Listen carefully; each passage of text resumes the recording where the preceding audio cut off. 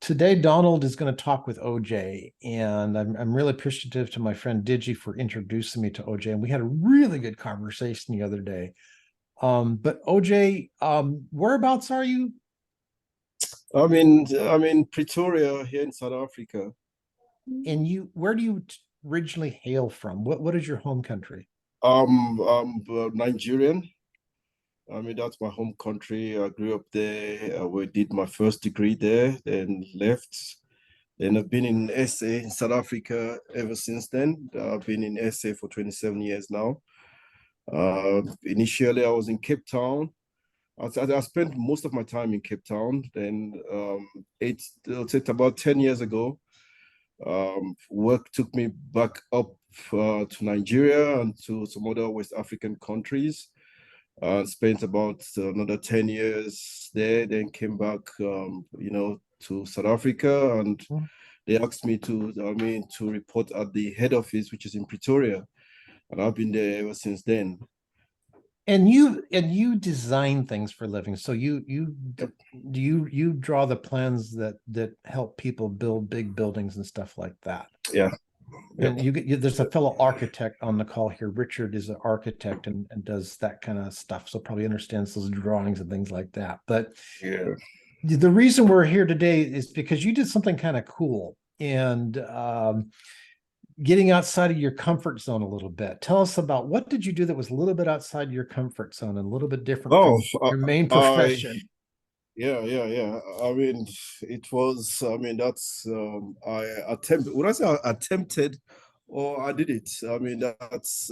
It's called the Comrades Marathon. It's 90 kilometers road That's that's running. that's 50 that's 55 miles, guys, for us Westerners here.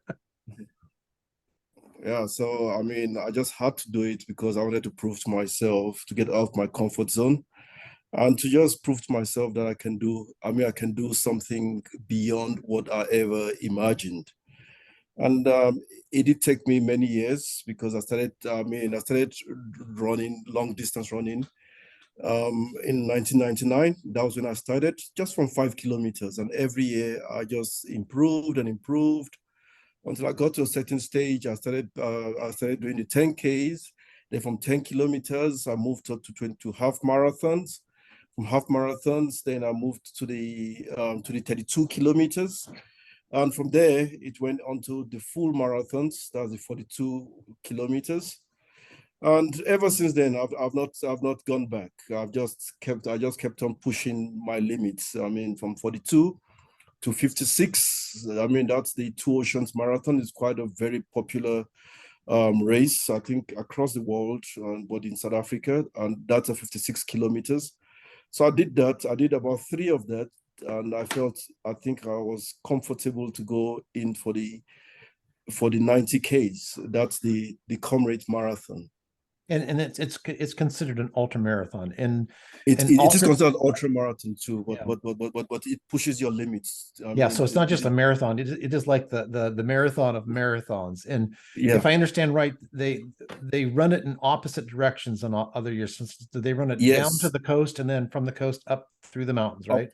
Yeah, exactly. And You there's got it. a few mountains you go through. What is it, about five mountains that you go over? You go through about three, four mountains. Yeah. Yeah. Yeah, well, one would be enough. So Out of very steep, elevation. So my dream, I'm looking forward to next year, Mhm. which is going to be like a back to back because this year I've done the downhill. So Okay. next year I want to go, for the uphill, and Mhm. hopefully I'll do it at a better time, than what I did it for this year. But it all entails a lot of training, a lot of dedication, resilience, mind power. Those are the things that takes you through that. And most especially it's the mind power, because once you cross 60 kilometers, it's now your mind over your body, because you have to just keep on going, because the pain is there, but it's you being able to withstand that excruciating pain and keep pushing. Because you know what the end game, the end goal is. So let me get this straight. So you didn't watch a free YouTube video, read a book, go to a weekend seminar, and all of a sudden you're a ultra marathon runner. No, not at all. I Oh, mean, oh, okay. Oh, you didn't. Okay. Oh, so it's a little bit more work. So it's some a, of I my time. mean, it's more work. I mean, I joined a running club, obviously. I mean, and Okay. start running. I mean, with those experienced guys, and they would then start giving you tips on how to go about it. But it evolved over time. Like I told you, I mean, I've been running for almost 23 years. So I'm the kind of person, I take my time. I want to ensure that I'm comfortable. Then I want to move to the next level, and that was Okay. what I did. Did you ever want to give up? Maybe because of my training, I mean, because I was so determined that I wanted to just prove something to myself. I celebrated my 50th birthday in March this year, and I wanted to prove to myself that at my 50th birthday, I wanted to make the tour. I mean, the full marathon. So I pushed myself. Just to give you some guide to do the comrades. The guide is you should have done about 850 kilometers on your legs just to get it through. And I did mine to about, I think, 1,267 kilometers. So I pushed it beyond that just to make sure that I wouldn't struggle while I was running. So you made it harder than it needed to be Yep, to test yourself beyond the limit. yep, Now, yep. did you do this all by yourself or did you have help? I did all by myself. Was there any team effort involved or you just stand up there, and is there any strategy? Because Yeah, there's more than three people that run this race. What is it, about yeah, 10,000 at a hit run this yeah, race? yeah. It says 17,000. So strategically, you're not running by yourself. No, So my friend, you're a little bit into design and architecture. So how did you use your skill set there to your advantage? I think it's planning, and getting the details, particularly, I mean, with the elevations, I mean, the geometries and co. I mean, I use that to my advantage. And one thing, the experienced guys told me that, you know what, you can plan to almost perfection, but you just have to observe as you run those very experienced people, because everybody's got their numbers there, and the total numbers of comrades that they've done. So strategically, I was observing those guys that have done more than 10 comrades. So once we were going up the hill, if those guys stop and walk, I do the same thing, Ah, not push myself. hmm. And that strategy did help me. But prior to that, one has to just plan that whole race. Understand what the topography is, understand what your limits are, check, your timing, how many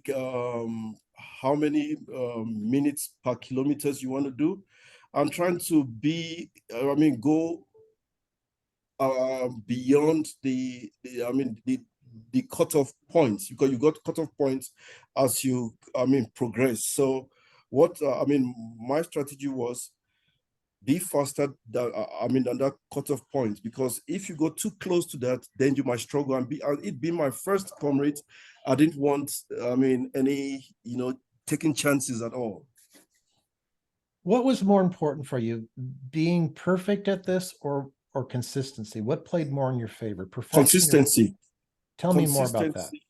Yeah, consistency was most important because of the distance. So you can't, want to be too fast, and you also don't want to be too slow. So you have to be consistent, but your consistency also has to be planned. You know, your first 2021 case, you can push at a certain speed, say 5 minutes per kilometers. Then from your 21 242s, you start slowing down.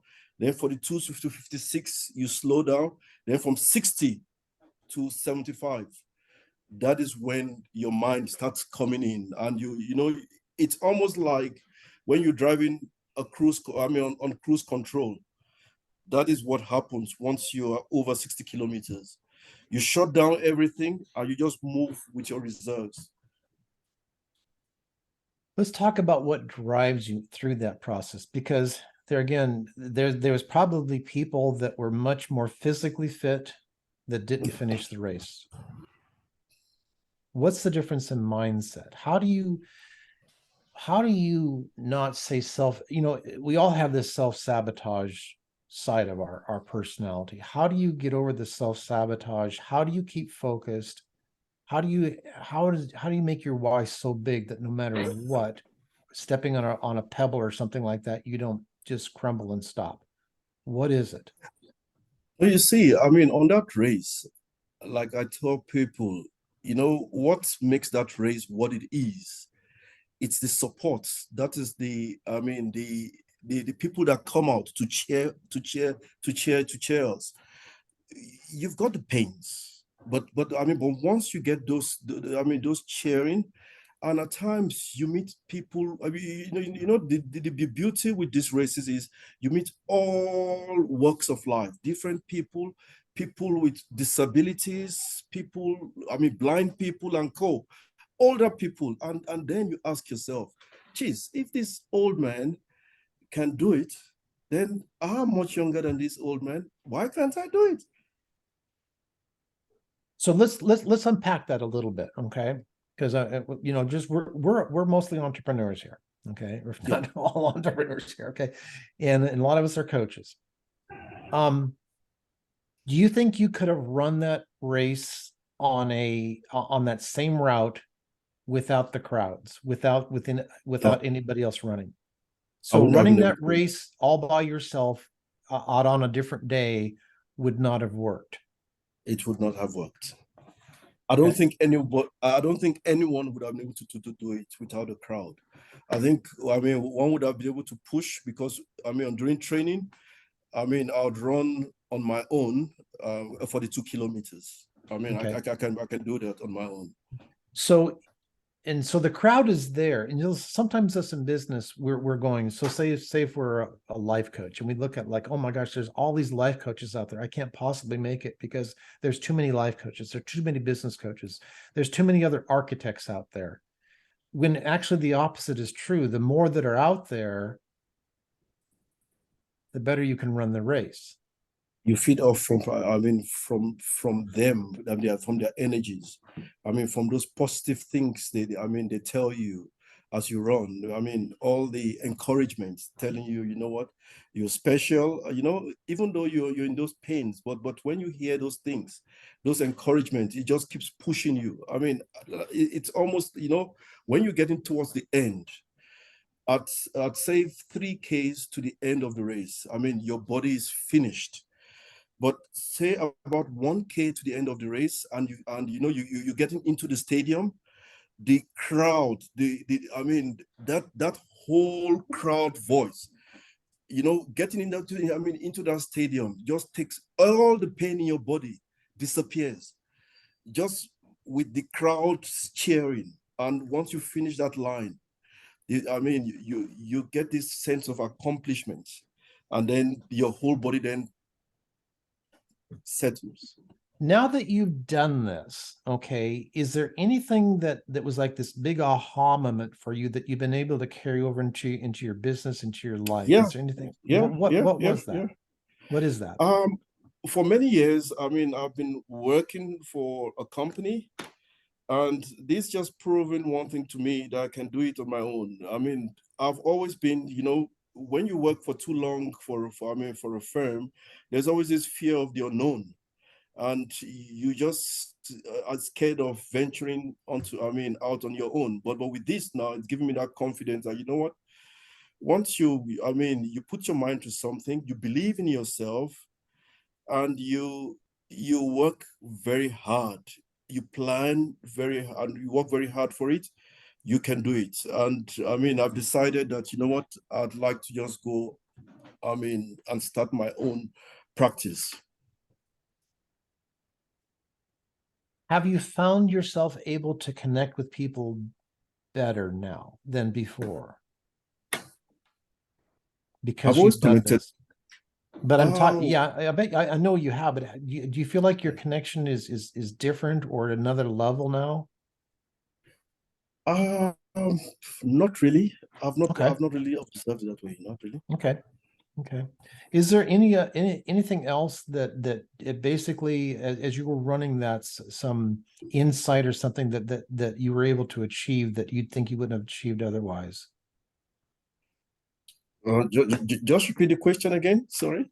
As you prepared for that race and ran it and actually accomplished that, is there anything along the way that you had like another insight where Sorry, you I'm think you wouldn't connected. have gotten it if you hadn't have done this, if you hadn't have pushed yourself Apologies. beyond that? Sorry, I just want to put my phone on silence.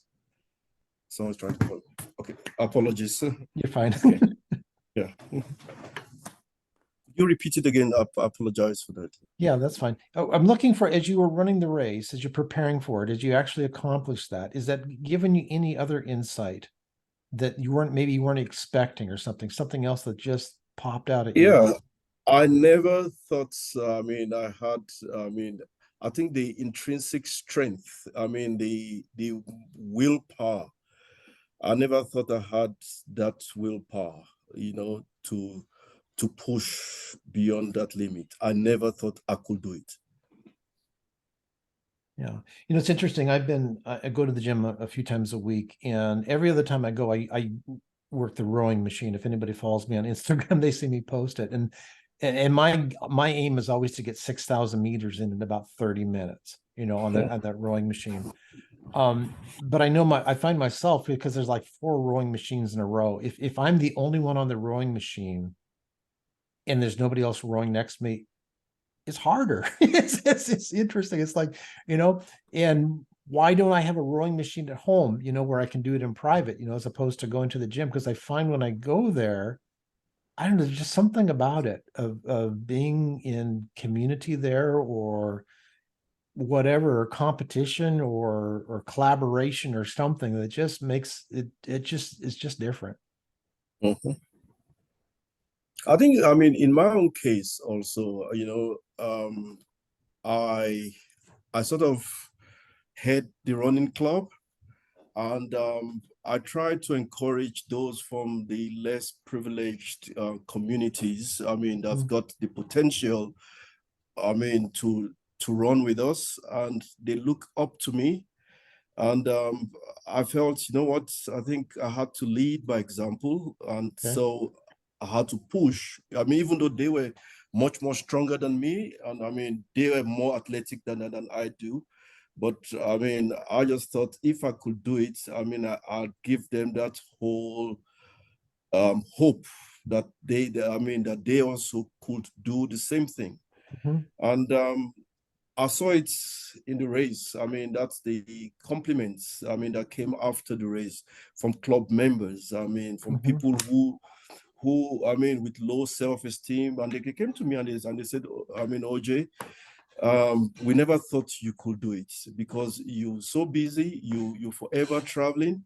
Despite all that, you still made time to train and to complete this. So I'd want to be like you. I'd want to train to do it probably in a year or 2 years time. And and for me, that is much more accomplishing than even any other thing. Just the encouragement that others can feed off from me. To want to do something that they'll never ever in their life think that they could do. So that begs the question, what is your big why? So there's a why that's bigger than all of that. So what is that thing that just no matter what makes you move up and move beyond here? What is that big why for OJ? Hmm. I think I just love. Um, I think it's just me. Mm, Just me. I like just trying something new. Uh, some pushing my limits. I mean, it's just something new, even in my practice. I mean, I never just accept, just within boundaries. I always want to go beyond boundaries. And I enjoy, I also enjoy, would I say, impacting I mean, a thing, either knowledge or whatever, onto other people. It's beyond yourself. Digi, is there anything that we have not uncovered with OJ that you think we should bring to the surface here? And Digi, when are you going to run the race with OJ? Thanks, Donald. Tell OJ, I think we ran twice, right? OJ, is that correct? Yeah, we did run. I mean, that's twice. Yeah, a full marathon. And you beat me. Full marathon. Full marathon. And you beat me on that. I beat you once, OJ. Once. Yeah.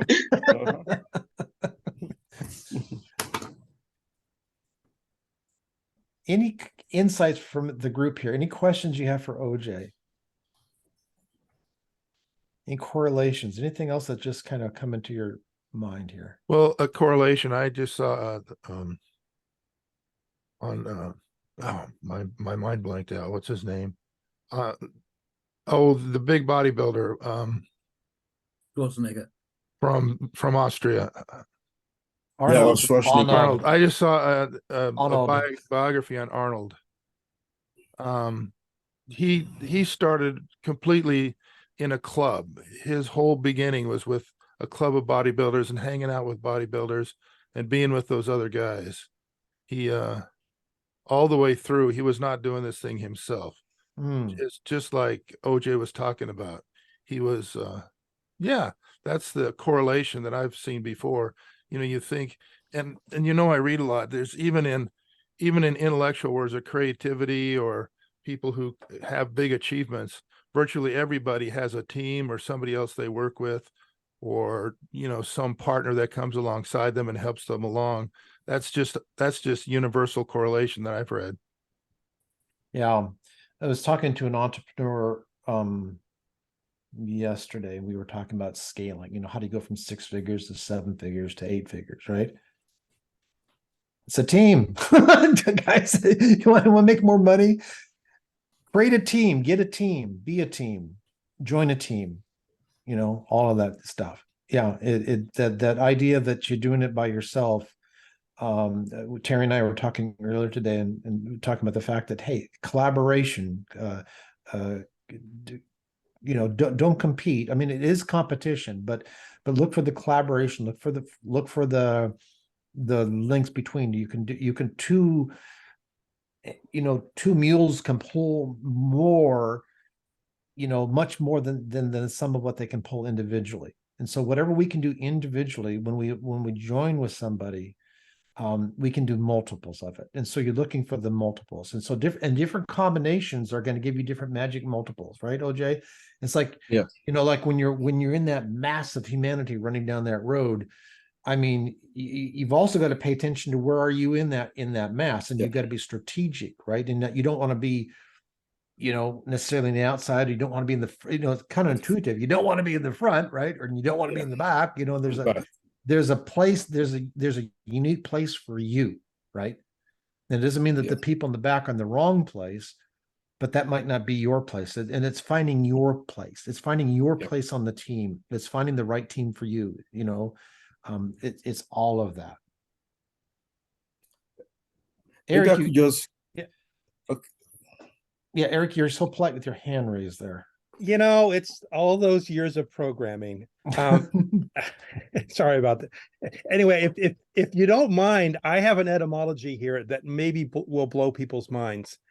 The word competition comes from the Latin competere, which means to strive with, to strive together. Our mindset of beating the what out of the other team or whatever, which there's a place for that, is not really where that word comes from. And if we think back to the cultures, the Olympic Games back in the day and those things. Anyway, OJ, I was thinking that while you were talking about, especially when the crowd comes in, and then Donald, when you're in the gym and you row more and more intentionally when you got someone nearby, you know, it's striving together. Yeah. Oh. I remember years ago going to the Chamber of Commerce meeting. You know, I was in business, so I joined the Chamber of Commerce, right? And I look back now, I kind of, you know, kind of armchair quarterback of what was that all about? Because like when I was younger and I didn't know what I was doing, but I just knew you had to do it, right? And you got to get around. You got to be in the game. You can't be off. And here it's very dangerous for us working from our homes and working on Zoom and stuff like that to get in our own little bubble. You got to get out of it. You got to find some place physically, be with people. You need to virtually be with people. You know, I think too, you know, social media has many layers to it, you know, and it's like everything. The library is good, the library is bad, right? Information can be good, information can be bad. Social media can be bad, can be destructive, it can be good. Okay. Choose to use all these tools for the good. Right. And so OJ, like as you're saying, like there's probably people that train for that race that didn't do it right, or they didn't finish, or even maybe if they finish, and there's some people die doing that race. It's just like, you know, it's like pay attention. So, you know, anything to an extreme can be bad, but it's using the tool correctly. You know, a lot of us are starting to use artificial intelligence in our businesses and stuff. There's a right way to use it, there's a wrong way to use it. So, you know, make a decision to figure out the right way. Oh, Marisol. Yes, you said something that I was trying to ask you for a few calls. Now, I have been trained to do virtual coaching, right? And virtual marketing and everything we learn in the virtual coaching program. Nobody taught me how to do in-person marketing. So I joined, you just said about the Chamber of Commerce. I did that and I started doing things in person and I don't know what to do. So I printed, because first I was all tech and I just had my code, right? Now I have my actual cards, business cards, because the way those meetings were, you put there and then they kind of raffle things, right? So, but I wish I would have a guidance or a training on what to do, because people sometimes approach me and what do you do? And the other day someone did that to me and I said, horrible. I said, well, I basically let people know about their expiration date and they ran away because, you know, with my test, I can assess how long they have to live unless they take measurements. So anyways, I need help. Anyone else want to touch that one? How do we do that? How do we go from virtual to in-person? So, you know, OJ too, like in your work too, like, I mean, like there's a level of your work where you're kind of in your own zone there. And then you got to get out in the real world. How do you make that leap to being physically around people? What's the difference? I think in my profession, that's structural engineering, I think to a certain degree, you need to be around people. And particularly if you are mentoring the younger, inexperienced ones. You know,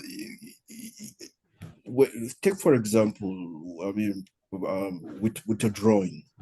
You know, it's so difficult, I mean, during the COVID time where you have to, you know, explain something to someone, I mean, a younger person online, unlike if you are face to face with a person. I mean, you've got the drawing on the table and you mark this and you explain this thing. It goes much more quicker, easier, and the person grasps that. And there was a study even within our company that those, particularly the graduates that came in during that COVID time, struggled. Yeah. One of the things that I always encourage people to do is, and OJ, as you're touching on it too, is Marisol, is find younger people. So to you know, to get there, it's kind of counterintuitive.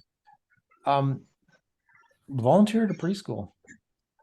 You want to know how to influence friends and influence people? Volunteer at church in the preschool or the Montessori, find the Montessori, or you know, find some place to work with younger kids. Okay, because they have no filters. And you're going to get direct, immediate feedback. And if you can do, if it's kind of, think about that. If you can do it there, you can do it anywhere, right? And then when you go forward into the adult world, okay, what you have to realize is that inside of all of us is that little kid. And then it's not so intimidating. There was speaking of Arnold, right? Remember that movie he did where he was like was he the kindergarten cop with them, like my right? I don't know. I don't remember the movie, but it just comes to mind. It's like, you know what I mean? Like OJ, you know what I mean? Take that hard thing, go for the ultra marathon. Okay. Volunteer at the school. Just like, you know what I mean? I mean, if you guys want to excel at networking, at building rapport, volunteer at the school. If you can do that, you can do anything, right? Or OJ, like find a group of underprivileged or deserving population that you can volunteer for, okay? And pay attention, right? Because whatever. And that usually is the leap.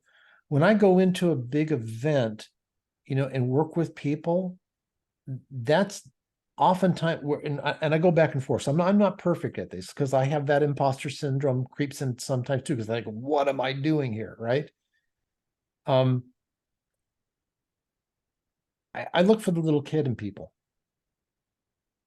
We all got it, and speak to that. Tony, I know I was just, we'll go your brain on that one too. It's like, Yeah, I was listening to an interesting podcast interview last night about someone who makes videos of people who are about ready to pass on and learning a lot of insights from that. And, going back to Marisol's question, the question that I would ask, and I love to just sit in a coffee shop and work, and sometimes I'll just ask people the question, and then I'll start the conversation. The question is, I was watching, or I heard about this video or this podcast where they were talking about end of life videos. At the end of your life, what would you regret not doing? And what the answer they get to that question is pretty interesting. But I could turn that, if I was doing a health coaching, and say, would you regret not being here longer in your life? And if you could change that, would you do it? And that just opens up a door for a huge conversation right there. Yeah, massively. Any other probings that we want to do with OJ? Well, we got him. I want to respect his time, and it's evening over there in South Africa, so it's late, and he's had a long day. Is there anything else that we want to dissect here? Kevin.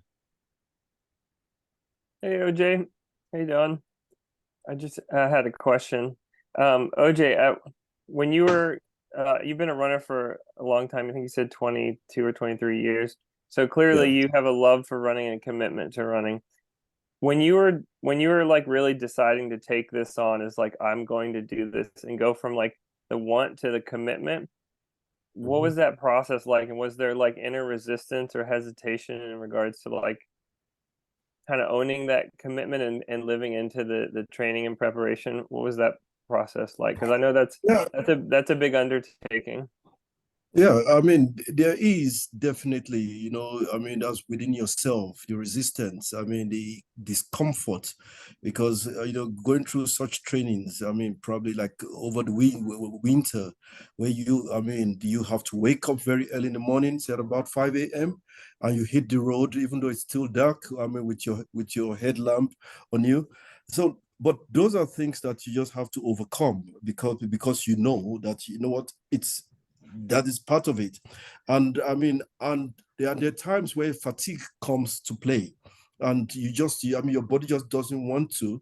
But now, if you're running with a group, you just have to force yourself I mean, to be there. That's why it's always encouraged that, I mean, that you find a running club, because those, I mean, the team encouragement then pushes you beyond that. Awesome. Thank you for sharing that. Terry. Yes, so thank you for having me. OJ, just wondering about the crowd effect you mentioned, about how that just really like elevated you.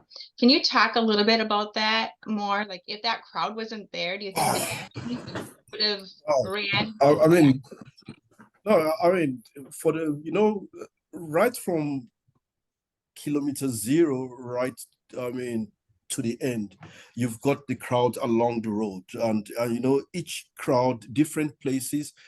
As you get to different areas, you feed off from, I mean, from their energies. But towards that end, for me particularly, I couldn't believe how that's the crowd, the sound of the stadium, how it impacted on me, because I was on serious pain on one of my legs, that and I was sort of limping and struggling, but I just kept on telling myself I have to get to the end. But 2Ks to that end, when I started hearing the sound of the crowd, surprisingly, I just started jogging again, without, I mean, that's even with the pain, but I didn't feel anything. And getting in, knowing my family were there, my wife, everyone was there, I just like, okay, I can't disappoint anyone. I can't stop. I can't fall. I just have to get to the end. And that was it. But that crowd, that crowd, I mean, you can't describe it. It just brings this energy from nowhere. Thank you. That's what I was hoping you would say, something like that. Thank you. It just means, it just shows how much, the support that we have around each other is so critical to success. It is, absolutely. Very good. OJ, thank you so much for taking time out of your day. This was very helpful for us. It's really good to get to know you. We have another friend over on the African continent, other than Digi. And really appreciate it. Thank you, my friend.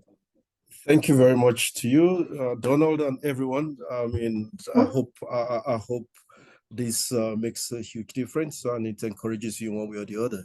It's one of those small hinges that swings a very big door. So thank you very much. Thank you very much. Okay, cool. Cheers up. Take care.